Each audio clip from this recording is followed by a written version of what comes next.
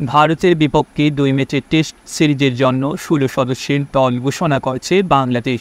সর্বশেষ পাকিস্তান সিরিজের দল থেকে চোটের কারণে বাদ পড়েছেন শরীফুল ইসলাম। কোচকির চোট থেকে এখনও সেরে ওঠেননি এই বাঁহাতি পেসার। ভারত সিরিজের দলে প্রথমবার টেস্ট স্কোয়াডে ডাক পেয়েছেন wicket keeper batsman Zakir Ali. টেস্টে অভিষেকের অপেক্ষায় থাকা জাকির টি-20তে বাংলাদেশের হয়ে ১৭টি ম্যাচ খেলেছেন।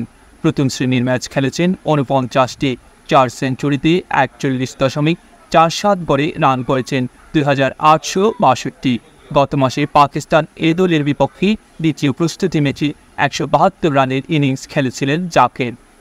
শরীফুলের পরিবর্তে একজন ব্যাটসম্যান নেওয়ায় টেস্ট দলে এখন পেসার থাকছেন ৪ জন। তাসকিন আহমেদের সঙ্গে আছেন নাহিদ রানা, হাসান মাহমুদ ও খালেদ আহমেদ। স্পিন বিভাগে যথারীতি সাকিব আল হাসানের সঙ্গে থাকছেন তাইজুল ইসলাম ও মেহেদি হাসান মিরাজ।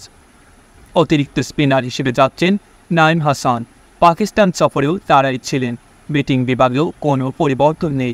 চোটের কারণে পাকিস্তান সফরে ম্যাচ খেলতে না পারা ওপেনার মাহমুদুল হাসান ভারত সফরের দলে আছেন।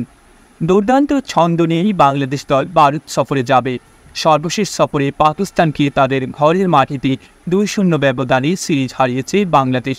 প্রথম টেস্টে ১০ উইকেটে জয়ের পর দ্বিতীয় টেস্টে জিতেছিল ৬ উইকেটে। ১৫ সেপ্টেম্বর ভারত সফরে যাবে বাংলাদেশ দল। নাজমুল হোসেনের দল সেখানে ২টি টেস্ট ও ৩ টি-20 ম্যাচের ২টি সিরিজ খেলবে। ১৯ সেপ্টেম্বর চেন্নাইয়ে শুরু হবে প্রথম টেস্ট। কানপুরে দ্বিতীয় টেস্ট শুরু হবে ২৭ আগস্ট।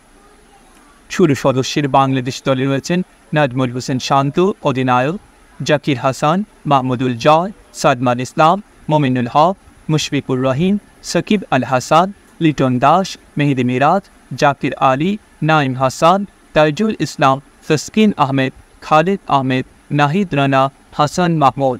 ডেস্ক রিপোর্ট, আধুনিক কাগজ।